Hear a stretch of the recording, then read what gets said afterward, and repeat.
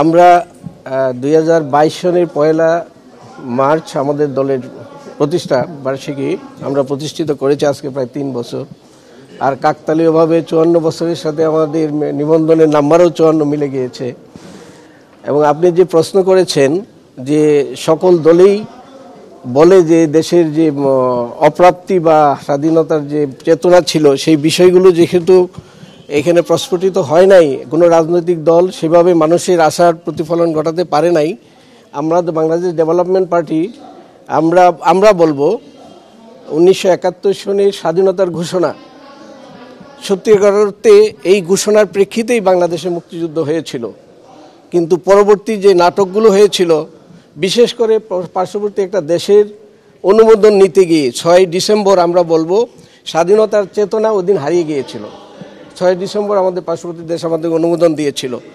সেইখানের যে ঘোষণাপত্রের যে বিষয়গুলো ছিল, যে মানুষের অতৃপ্তি এবং তৎকালীন পাকিস্তানের বিরুদ্ধে যে বিদ্রোহ, পাশাপাশি যে প্রতিশ্রুতিগুলো দেওয়া হয়েছিল স্বাধীনতার ঘোষণাপত্রে, এই 54 বছর বা 53 বছরে বাংলাদেশের তার প্রতিফলন হয় নাই। যার ফলশ্রুতিতেই আমরা যে বৈষম্যের কারণে, পাকিস্তানের বৈষম্যের কারণে বাংলাদেশ জন্ম নিয়েছিল, সেই বৈষম্যের কারণেই এই 24শে জুলাই নতুন করে এই নবপ্রজন্ম এবং দেশের মানুষকে আন্দোলন করতে হয়েছে এবং দেশকে নতুন করে স্বাধীন করতে হয়েছে। আমরা সেই স্পিরিট নিয়েই এই বাংলাদেশ ডেভেলপমেন্ট পার্টির প্রতিষ্ঠা করেছিলাম। আপনারা ডকুমেন্টে আমাদের যে দলীয় যে বুক আছে সেটার মধ্যে এই বিষয়গুলো উল্লেখ আছে, এই বৈষম্যের বিষয়ে।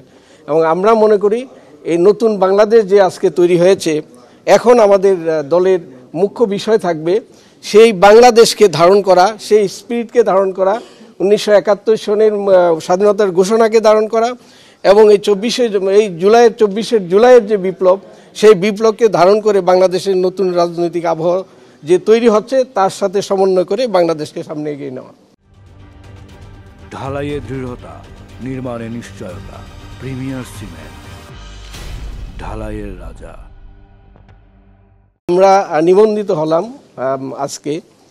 তো এতদিন আমরা বিভিন্নভাবে জেলায় থানাগুলো আমরা সংগঠিত করেছি। আমাদের ভিতরে সেই পূর্ণ উচ্ছ্বাসটা ছিল না, আমাদের যেহেতু নিবন্ধন ছিল না। তো আমরা এখন থেকে 300 থানাকে টার্গেট করে, 300 পার্লামেন্ট এরিয়াকে টার্গেট করে আমরা কাজ শুরু করব। তো বেশ কিছু আসনে আমরা ইতিমধ্যে আমাদের প্রার্থী ঠিক করা হয়েছে, এবং বাকিগুলো আমরা আশা করি এই সময়ের মধ্যে নির্বাচনের আগে আমরা করতে সক্ষম হব।